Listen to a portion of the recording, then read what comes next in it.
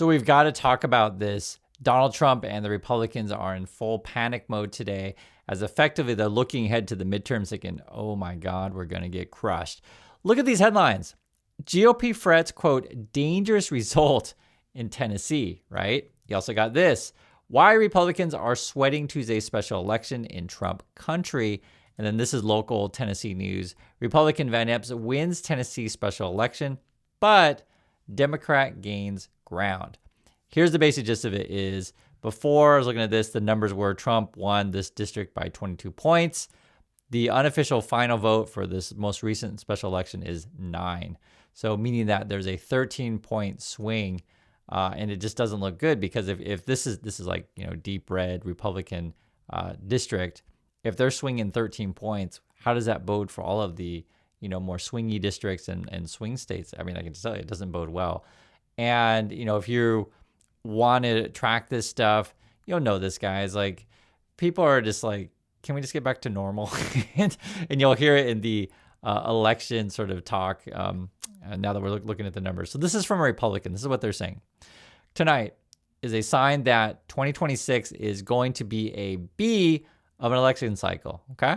And you can see the word right there.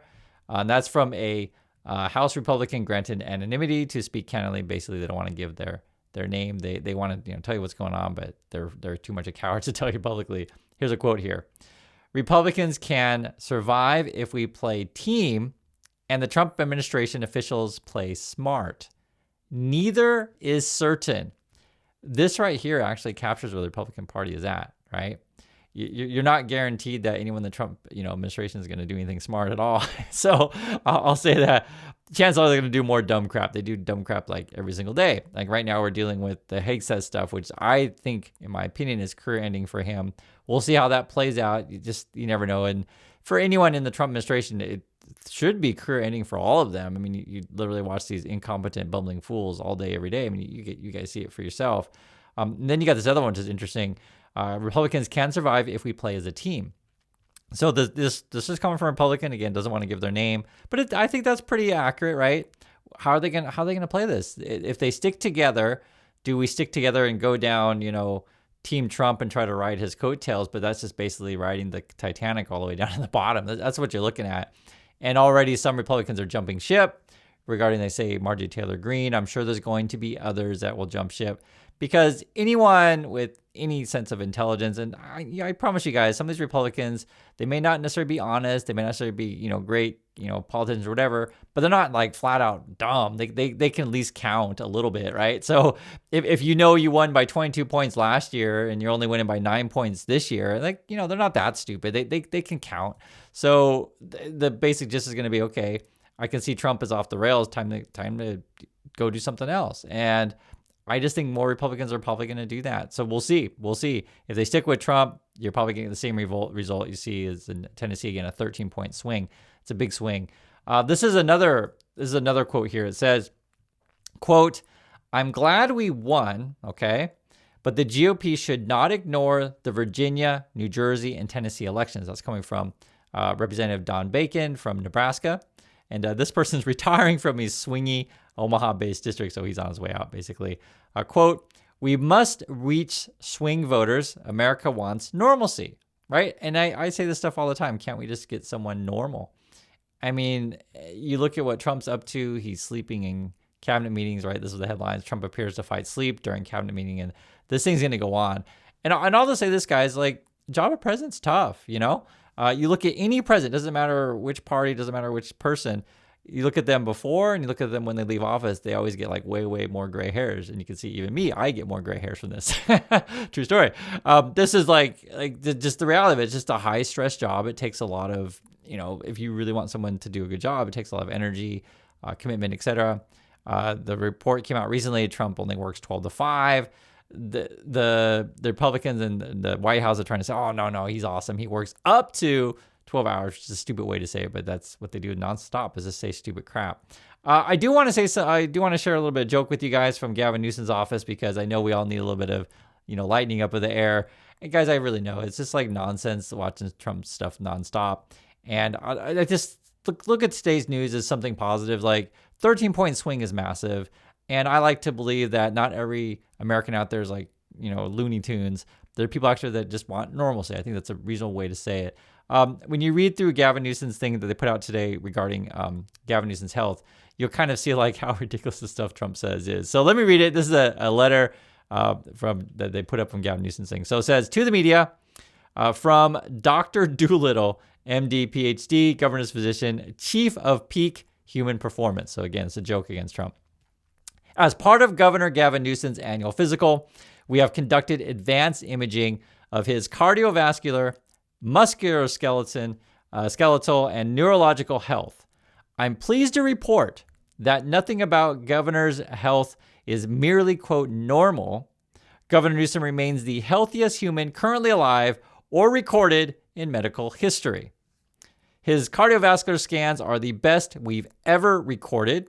His arteries were described as, quote, shimmering, and his resting heart rate was so steady the EKG machine asked if he was, quote, meditating or just naturally enlightened. That was his EKG. His bone density is exceptional. A radiologist briefly wondered if we'd scanned a redwood, and his brain imaging showed no issues other than unusually active region associated with intelligence, multitasking, and being wildly productive before sunrise.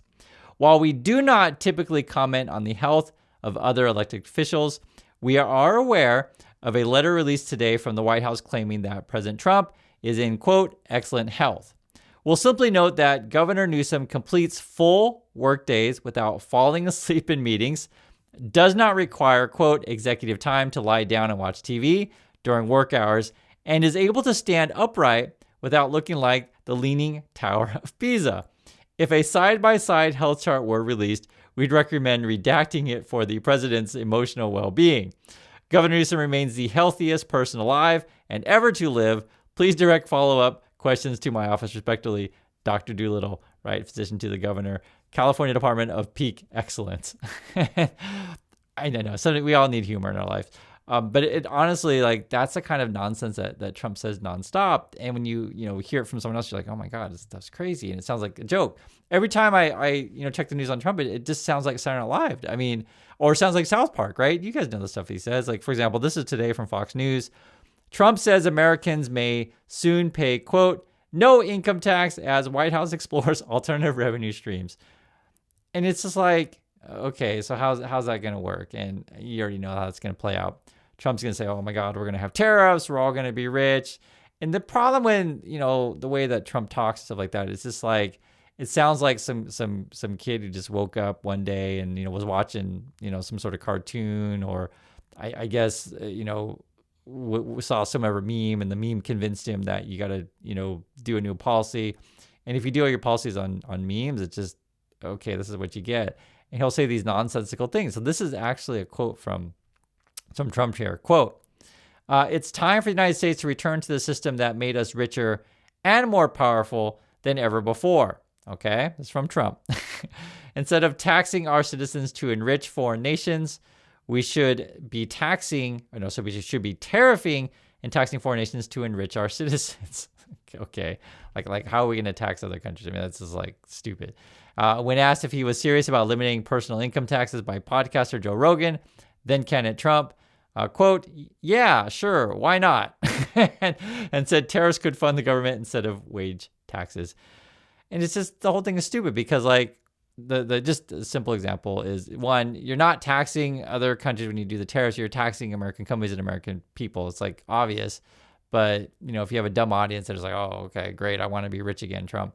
And then obviously then the other problem is the revenue would be like all up and down and variable all the time. Because, like, for example, let's say we just all decide to stop shopping, then what then?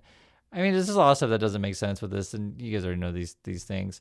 And plus, on top of this, Trump and his family continue to grift off the system. This is Donnie Jr. People are asking in the comments, and I thought it was relevant, like, where's Donnie Jr. these days?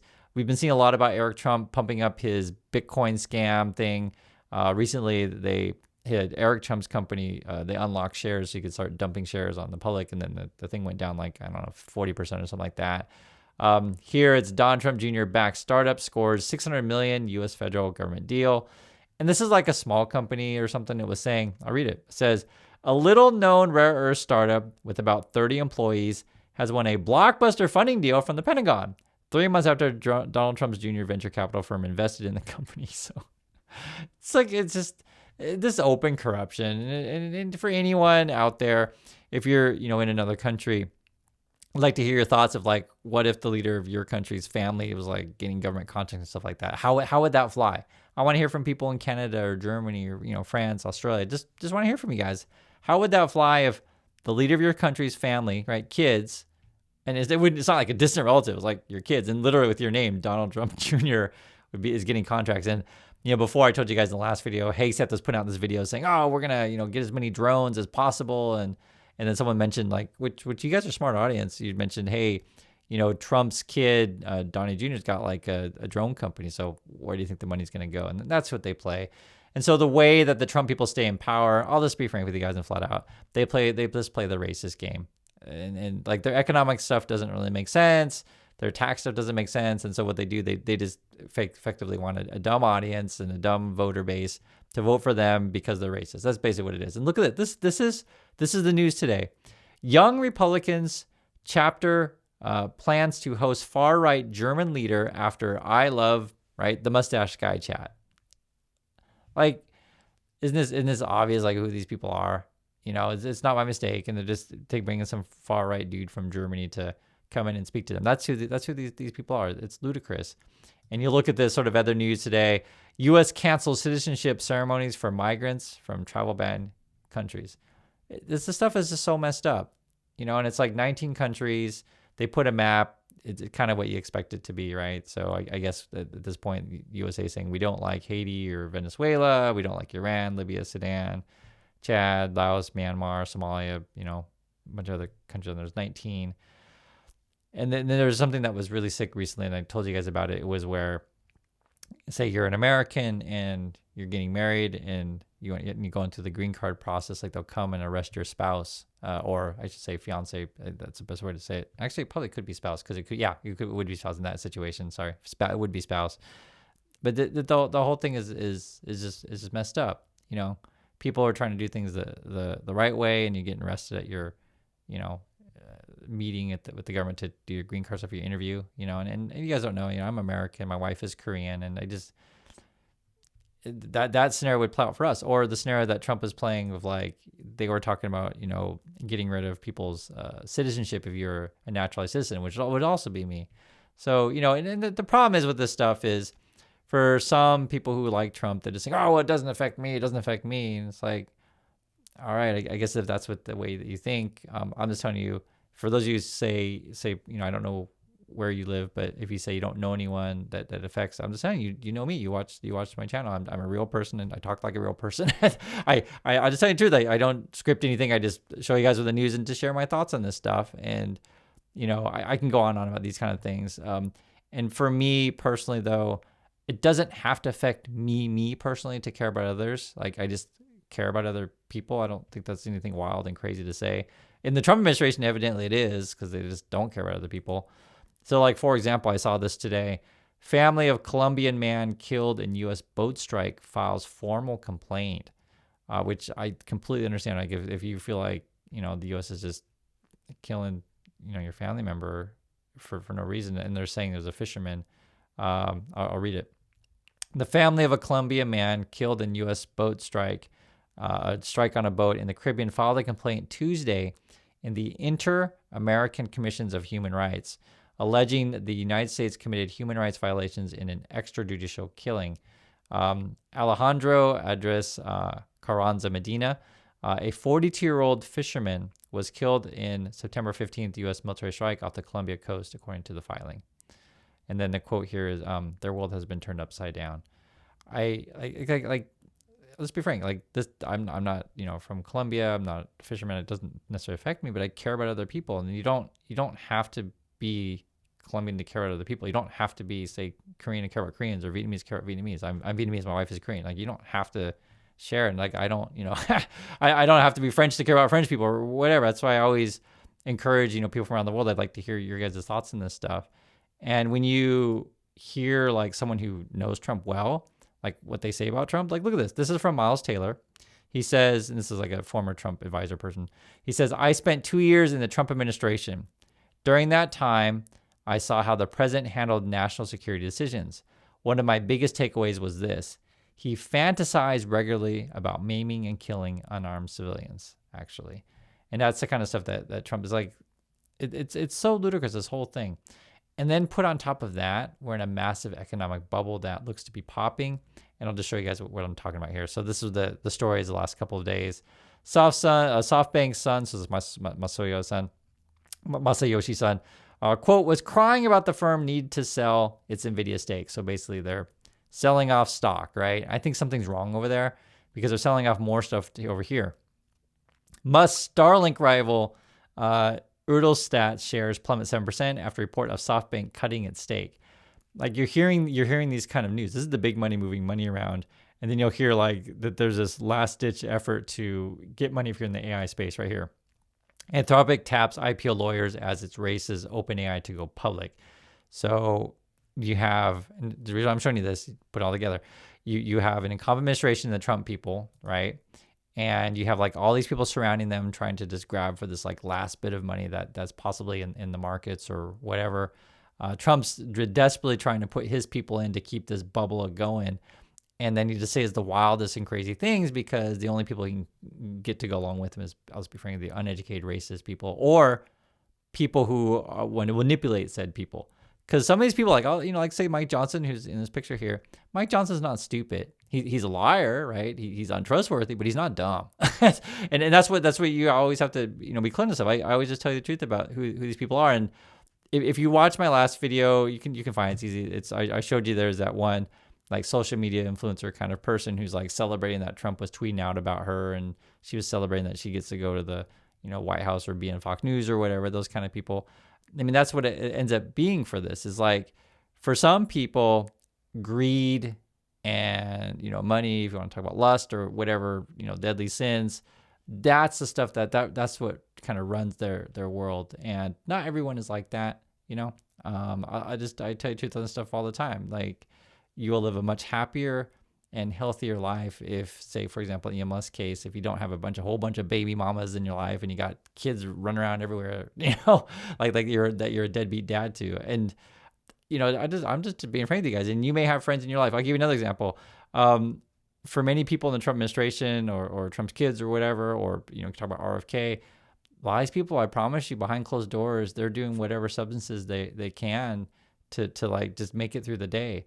That is no way to live. This is completely unsustainable, all the stuff. That's why you're seeing all these people crash out every day. And you can literally see it in their faces. You can see it in the way that they talk.